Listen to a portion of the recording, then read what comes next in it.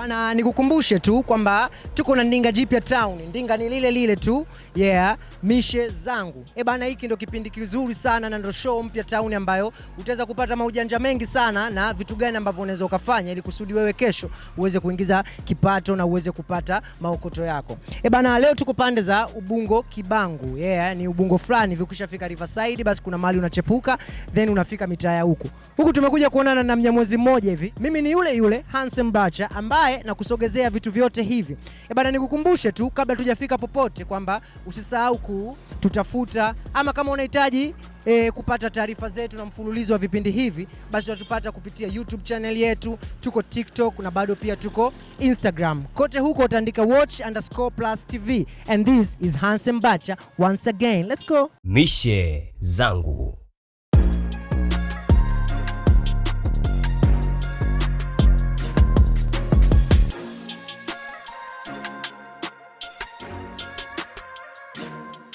Bwana, ni Watch Plus na show yako pendwa ya mishe zangu. Mimi Trevor Kim, production designer kutoka Tanzania na pia ni ambassador wa TNA, tabia njema asilia. Tabia njema asilia kwenye Watch Plus, mishe zangu. Mishe zangu. Unakuaje sana una? Kama kawa vipi mishe? Unyama kabisa. Watch Plus Yeah, Watch Plus. Bana, kwa mara nyingine tena ninawakutanisha na mwenzetu hapa ambaye yeye atatuelezea ni kitu gani anafanya, lakini kabla ya hapo mimi ningependa tu kujua anaitwa nani na ajitambulishe ili kusudi watu wote tuweze kumjua. Binafsi mimi naweza nikawa namjua lakini nyinyi sidhani kama mnamjua, au sio? Bana, unaitwa nani? Bana, mimi naitwa Alpha Doni Mzena almaarufu kama Trevor Kim, ni production designer au nafanya art direction. Yeah, nafanya art combining unazoona kwenye music videos, movies, TVC na hata television vipindi programu hizi. Yeah. Bana, nashukuru sana na ni kitu kizuri sana, lakini unajua watu wengi hawezi unavyosema art productions, ndio hivyo? Art direction. Watu wengi sana wanaweza wakawa hawajui hii art direction ni nini. Yaani mtu mwingine anaweza akakasikia tu lakini hana idea na hicho. Lakini unaweza ukawapa mafupi mawili matatu au pamoja na kuonyesha baadhi ya ukataja baadhi ya kazi ambazo umeshaikufanya kuhusiana na hicho. Lengo ni watu tu kuelewa. Tunaposema art direction au production designing, yani tunazungumzia combination ya sanaa. Unavyoona project fulani, aidha ni music video au ni movie, pengine labda ni project yoyote, unaona zile labda kuna arts zimefanyika pale, unaweza kuona kuna, nikisema props sijui mnanielewa maana natumia lugha ya sanaa zaidi, itabidi niweze kudadavua vizuri. Kweli. Kwenye sanaa kuna kitu kinaitwa props. Props ni vile vitu ambavyo vinawekwa kwa ajili ya kuongezea nakshi ya video ionekane vizuri. Let's say unaweza kumuona msanii labda ameimba yuko na mdoli ni props. Unaweza kumuona msanii amekaa na radio ni props. Ni vitu ambavyo vinaongezewa. Sasa mtu anayefanya kazi hiyo ni production designer. Yeye anafanya kazi ya kujua hapa ni hii maudhui haya niweke kitu gani kiendane na haya maudhui. Ndio maana unaona scene ya mapenzi utakuta kuna lights zinafanyika pale, kama kuna nyekundu fulani, kuna nini, utakuta labda kuna scene za majonzi, unaona kabisa kwamba yani production designer anakuwa na kazi kubwa sana ya kumsaidia director kufikisha ile lengo lake lifike mahali ambapo watazamaji nyinyi muweze kuipenda sanaa. Na sanaa inapendwa kwa sababu ya ile art direction, kwa sababu huwezi sema leo hii umchukue msanii ukamshuti tu kwenye gorofa au ukamshuti tu labda kwenye mto alafu watu wapende. Unapenda kutokana na yale nani zile decoration zilizofanyika pale. Bana, ni kitu kikubwa sana ambacho unakifanya. Binafsi mimi nimeona uzito wa jambo hili na nahisi hata kila mmoja akashajua wewe unafanya nini. Unajua tuko hapa kuzungumzia baadhi ya harakati na mishi ambazo vijana wenzetu ambao unakuta kuna kijana wanaweza au wana vipaji na vitu vingine lakini yeye hajui ataanzia wapi. Tunataka kujua safari yako ilikuwaje mpaka umefika hapa. Nikisema kuhusiana na safari ni kwamba maybe ulianza lini na ulianzaje, ulianza katika mazingira gani, vitu kama hivyo ambavyo vinaweza kuminspire mtu mwingine ambaye atatamani kufanya. Nafikiri namna ya kuanza ina depends na mazingira. Sana nafikiri watu wengi career zao wamezipata kutokana na mazingira ambayo wao wanakuwa wanapitia. Yaani mfano let's say mimi nikikaa kijijini obviously nitakuwa ni mkulima, kwa sababu nitaona watu wanaenda shambani wanalima. Umeona, utaona hata mtu anayefuga rasta hawezi tu kuwa ameamka tu akaamua anafuga rasta, ni kwa sababu yale mandhari aliyokulia anakuta kuna wengine, kuna mjomba alikuwa ni rasta na nani. Kwa hiyo mimi upande wangu vitu ambavyo imenisaidia zaidi ni nahisi wakati wangu nilosoma chuo nilisoma mji ambao ni unajua sanaa. Unajua ukizungumzia sanaa utaweza kuiacha kuitaja Arusha. Arusha ni sehemu ambayo imetoa vipaji vingi sana vya sanaa, na fuatilia angalia watu nguli wengi sana ambao wana mawazo makubwa na kwenye hii sanaa ni wametokea Arusha. So mimi kwenda Arusha ilinisaidia sana, kwa sababu nilikutana na watu wengi wa sanaa walikuwa wanafanya vitu tofauti. Wengine walikuwa ni wapiga picha, wengine walikuwa ni maproducer. Umeona, by the time mimi pia nilikuwa nafanya muziki. Kwa hiyo nilikuwa naona kuna upungufu fulani ambao unatokea kwenye music video, kwa sababu mimi nilikuwa nataka kufanya vitu vya tofauti. Nilikuwa natamani kuona kama the way mtu anaimba kile ambacho anakimaanisha, kwa sababu kuimba ni vision. Sasa vision pia ni kwenye sanaa, pia kuna vision hiyo. Unaona, mfano kama mtu ukiota ndoto sio sawa na reality, kwa sababu reality tuko hapa tumesimama, lakini ukiota ndoto utajiweka sehemu fulani ambayo unanifanyia interview ni noma, ambayo imekuwa well decorated. Sasa kujaribu kuleta vision into reality, ndo hapo unapotaka kuipata sanaa. Si unanielewa? Kwa hiyo sanaa ipo kwenye vision. Ili uweze kuleta sanaa unahitaji mtu ambaye anafanya production designing, unahitaji mtu anayefanya art direction. Sio tu mtu anajua kushoot, anajua kurekodi anaweza kuletea sanaa. Sanaa inahitaji hiyo, yani transition za vision kuwa reality. Kwa hiyo mimi nimekutana nayo mazingira kwa ukaribu sana. Unakuwa unaona nimejikuta nimejipata mimi. As the same nikikuuliza utajua ni hivyo ulikuwa unampenda mtangazaji fulani na nini, basi nayo ukaona kuna siku unaweza kuwa mtangazaji. That's all. Ni jambo zuri, lakini pia nitaka kujua kwamba ulianza vipi, yani kuongea kintemo mshiko, mtaji, labda mtaji kipindi unaanza ulikuwa na mtaji mkubwa sana, ama kuna sehemu fulani ulianzia? Unajua lengo tunataka tupate sehemu ulipoanzia, ili kusudi watu wengine ambao wako katika ile sehemu basi waweze kujua namna gani ambavyo wao wanaweza wakaanza, kulingana pia na nyakati za sasa hivi zilivyosogea, labda kuna vitu ata-adjust hivyo. Umeuliza swali zuri sana kwa sababu pia unajua mwanzo una determine mwisho. Obvious, yani mwanzo always una determine mwisho. Jinsi unavyoanza ndivyo tegemea mwisho wako utakavyokuwa. Sasa mimi namshukuru Mungu, katika mazingira ambayo nilianza yalikuwa ni mazingira fulani ambayo ni ya kawaida. Yani nilianza kwanza kuipenda sanaa. Kwa hiyo kila kitu ambacho nilikuwa nakifanya it was just for love. Kwa hiyo sikuanza na chochote. Umeona, kwa sababu nilikuwa naipenda sanaa. Kwa hiyo nilikuwa nipo nafanya hizi decoration like na place yangu nimerent. Unajua umetoka chuo, sasa unahitaji kupanga sehemu ili uishi. Kwa hiyo nilikuwa nimetafuta sehemu ili niweze kuishi. Sasa nilikuwa nampigia jamaa fundi wangu mmoja hivi ambaye ni painter aje kunipakia rangi ile place, lakini bahati mbaya yule jamaa alikuwa yuko busy sana, kwa sababu yani alikuwa anafanya hizi painting hatari sana. Kwa hiyo mimi nikajikuta muda unaenda afu nahitaji kuwa na sehemu nzuri ya kukaa, so nikaamua mimi mwenyewe kuanza kufanya painting. Kwa hiyo wakati fanya zile painting ndio hiyo kipindi nakumbuka ndio status hizi zinaanza sana hizi za WhatsApp. So ilikuwa ni muda mzuri sana wa mimi kuweza kuwa na share process zote ambazo zinaendelea kwenye WhatsApp yangu. Kwa hiyo nilikuwa nikipaka labda koti ya kwanza na update kwenye status. Sasa kumbe kuna jamaa mmoja aliona, ambaye alikuwa anahusika na production. Shout out sana, anaitwa Pop Sound. Saizi yupo Sinza Palestina pale, ana place yake inaitwa Chipsi. Na kama mkipata time pia mnaweza mkammoja mawili matatu, kwa sababu pia ni mtu mzuri sana ambaye amefanya vitu vingi kwenye sanaa. Yule jamaa nakumbuka pia namba yake nilisave accidentally tu. Nyuma kidogo ni wakati najitafuta before direction, nilikuwa nafanya designing, yani stylist na style wasanii. Sasa tulipata bahati moja ya kukutana na huyo jamaa kwenye hizo harakati. Kwa alivyo save namba ndo hiyo time mimi nimepaka rangi, akaipenda, akasema hii kitu naomba unifanyie kwenye video. Unajua wakati huo huwezi kujua kwamba kuna kitu kinaitwa art direction, kuna kitu kinaitwa set design. Nilikuwa sielewi, so kwa sababu pia nilikuwa sija engage sana kwenye upande wa production. Unapokuwa una engage kwenye kitu fulani ndio unaweza kukijua zaidi.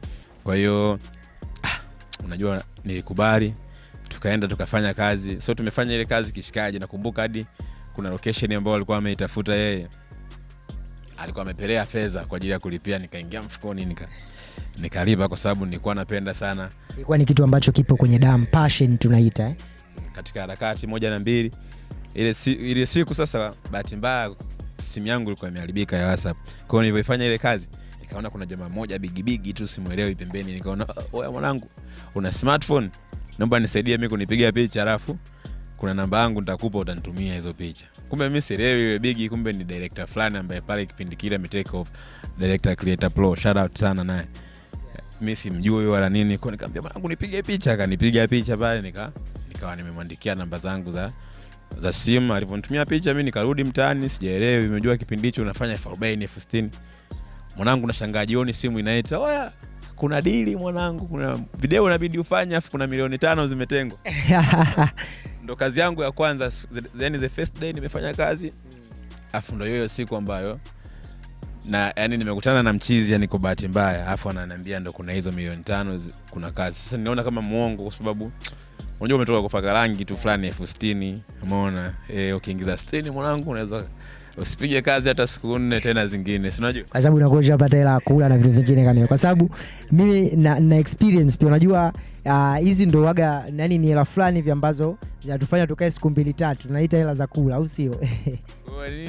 Hivyo kama unajua unanielewa zaidi, unaweza yani hata ukaitisha mtoto, yani unajiona ile, si unajua, afu ni uwezi, kwa sababu pia familia zetu nyingi Afrika hazitufundishi kuhusu future. Familia nyingi zinatufundisha kuiogopa shule, yani zinatujengea imani kwamba mimi nitamaliza chuo. Yani ukiangalia watu wengi tulivyokuwa tunasoma tulikuwa tunasema tu mimi nitamaliza chuo. Hiyo ndio kitu ambacho tumeambiwa kwamba utasoma, utaanza la kwanza la 7 form 4, au kwambie kwamba wewe sarafu unatakiwa uanze kuitunza ukiwa kwenye umri kama huu chali, yani mdogo kabisa, ili kwa sababu ndio unatengeneza kesho yako na muda urudi nyuma. Kwa hiyo ni hivyo, umeona. Huko na kule jamaa ananipigia simu mimi, kwa sababu hapo ndani niko na kimeo kingine cha saluni, nakumbuka tena jioni ndio nimeenda kukimalizia baada ya kupumzika. Saluni yenyewe ulikuwa umeenda kuifanyia decoration kama hivyo, au unaweza kuona ni hiyo kazi tu ya kwanza ambayo nimeupdate, ambayo nilikuwa napaka sehemu yangu, ndio imeleta hiyo kazi ya pili. Ndio huyo jamaa ananipigia simu afu nimepata na saluni. Kwa yani hapo watu ndo kama wanaamka wanapenda. So mimi nikaona jamaa mbona ameusho milioni 5. Unajua milioni 5 unazungumzia 2016. Unafikiri unaweza kuelewa. Rate yake ilikuwa kubwa sana. Unajua watu wengi sana ambao kama wamezaliwa 94 95 walikuwa ndo wanaingia mwaka wa 3 either kwa hiyo hata akili yao pia ilikuwa bado, ndio ambao vijana wengi sasa hivi ambao ndo wamejipata sasa hivi. Kwa hiyo unaona kabisa kwamba milioni 5 ilikuwa ni hela fulani ambayo hata mtu akikwambia from nowhere unaweza kaona kama potelea. Sasa kumbe hiyo siku bwana, hiyo project kwa nini ilikuwa milioni 5? Ni kwa sababu kuna mtu ambaye alikuwa anafanya sanaa, anayefanya art direction, ambaye ni noma sana kipindi hicho, anafanya WCB, anafanya wapi, alikuwa shaipanga ile budget na wale na yule mteja. Kwa hiyo deadline kabisa kwamba kesho wanabidi waingie location, yule jamaa amepata kazi ambayo inatoka WCB. Kipindi kile nakumbuka project tena ilikuwa ni Harmonize na nani na Dully Sax Inde. Ni yule alikuwa ni Mo Event. Shout out sana Mo Event, mkali sana na seti. Ya ambaye pia alishaanza kuchonga njia ambazo sisi wenyewe ambao tunaziendeleza. Ya shout out sana Mo Event. Kwa hiyo jamaa alivyoacha ile deal, wale walikuwa hawezi kuiahirisha. Kwa hiyo mtu yote ambaye anatakiwa apatikane, aidha anatakiwa aje pale, aipewe tu hela, kwa sababu ishakuwa watu washa discuss. Kwa hata kama umekuwa ukiulizwa ukitaja milioni 2, kwa muda ule kulikuwa hakuna tena muda wa kudiscuss tena, inabidi aitoe ile milioni 5. So mimi nakuja kugundua ni mchongo pale ambapo yule jamaa nimechoka kumdanganya, akaamua mpe yule mwindi namba yangu ya simu. Ndo ananipigia simu, "Hello, umefika wapi?" Ile kushtuka ni saa 4 naelekea saa 5, nikajiona niko mchafu mwanangu, geto langu mpaka kuibuka. Ile nikaoge, niingie zangu sasa kwenda kuichukua vile, yani kuongea na hili ile ambayo ndo yani kwanza imenitia, nikajikuta naingia hivyo zangu Sinza. Kipindi hicho nipo Kimara nafanya hiyo kazi kwenye saluni, nika drop Sinza. Sasa kumbe kwa nikifika Sinza pale pia kwa bosi, natakiwa nionyeshe CV yangu nimefanya kazi gani. Mwana ambaye alikuwa anatakiwa apate hiyo kazi, anapiga kazi za WCB, umeona. Kwa hiyo ni mtu mkubwa. Kwa hiyo na mimi ambaye natakiwa nikabidhiwe kazi niweze kudeliver kile kitu, inabidi niwe Onyeshe CV yangu. Alafu mimi ndo nimeanza leo asubuhi ile project, kumbuka ndo project yangu ya kwanza. Noma sana. Lakini Mungu bwana, mwache Mungu, mwache aitwe Mungu. Tutakuwa wachoyo wa fadhila sana tuzungumze ndani ya dakika hata 30 tusimzungumzie Mungu. Huwezi kuamini ile nimeenda vile niko na rangi kichwani na nini, saa 6 usiku Mwindi ana amaki anaona da. Huyu jamaa muda huu anapiga kazi. Kwamba wewe mara ya kwanza ukajua kama kuhusiana na swala la ule uchafu na nini ungekuwa kama umezingua. Yaani kwamba unaona da huyu jamaa kwa nini kaja mchafu kwenye issue kama hii. Lakini kumbe mwisho wa siku Mwindi anakuja kuona da kumbe jamaa ametoka kwenye kazi. Kwambia jamaa mpeni hela aenda akapige kazi. Mwanangu mimi nimekwala ile milioni 5 bali. Nakumbuka ile project, na kwa sababu unajua pia mwanzo always unakuwa mwanzo. Yaani mwanzo unakuwa mwanzo. Pamoja na kwamba nilipewa milioni 5 lakini sikuwa na connection kubwa ya watu. Unajua hizi kazi zinahitaji pia connection sana.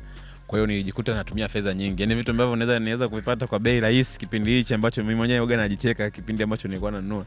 Unajua ndo unaanza kazi, kwa hiyo mfano kama hizi decoration nyingi unaonaga wanatumia bodies. Sasa kuna plywood afu kuna nini, so mimi niko najikuta nanunua mbao. Baada ya kununua marine au plywood. Plywood 12,000 nakuta mbao moja nanunua labda 12,000 au 15,000, nahitaji mbao labda 60. Lakini nakuta plywood moja ina cover mbao kama 6. Kwa hiyo nilijikuta nimetumia fedha nyingi, na mimi nilipata fedha, lakini ndo ukawa mwanzo wangu. Unajua ukishafanya kazi unakuwa na experience, basi the rest is history. Tupo kwenye game, nimefanya project zaidi ya 300 sasa hizi. Na ni zingine siwezi hata kuzicount kwa sababu naendelea kudeliver ni. Kuna baadhi ya vitu, labda kuna baadhi ya nyakati ngumu kutokana na kazi, kwa sababu unajua kitu chochote kizuri au kitu chochote ambacho kinaonekana hakiwezi kosa nyakati ngumu au changamoto zozote, si ndio hivyo ni kitu gani ambacho ulipitia ukaja kuona kwamba hiki kitu kweli sitakuja kukisahau, na ulitumia njia gani kukisolve na kuovercome ile situation ndani ya kazi yako?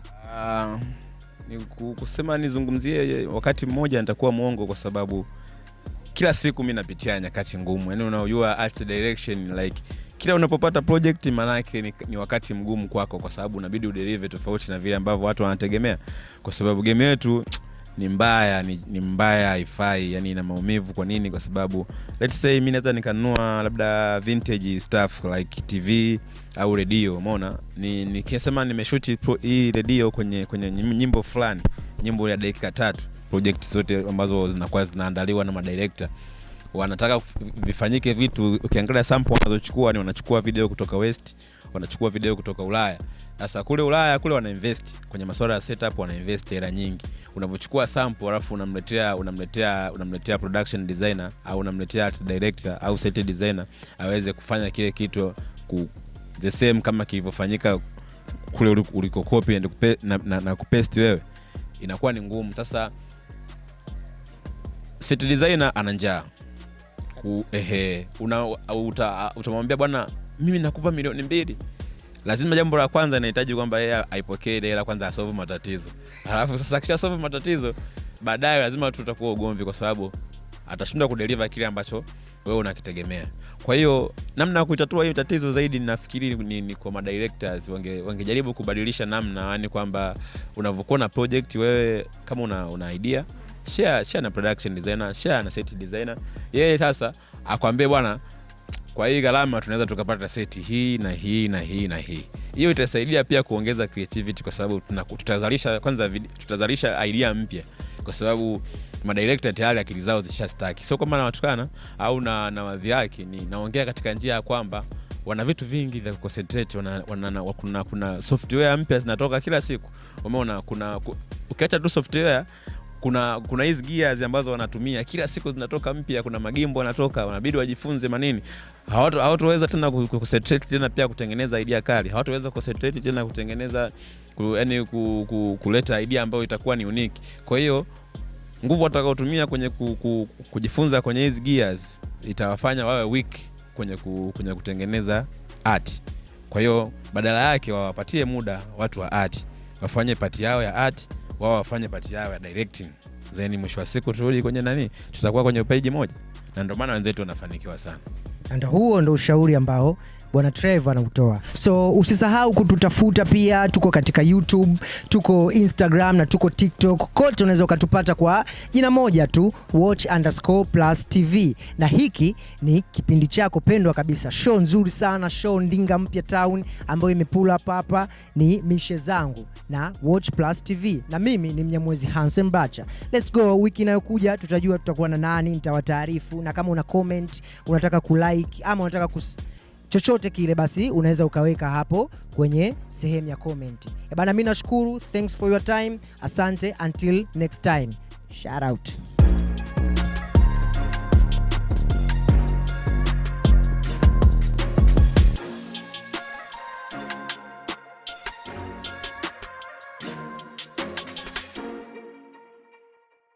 Mishe Zangu.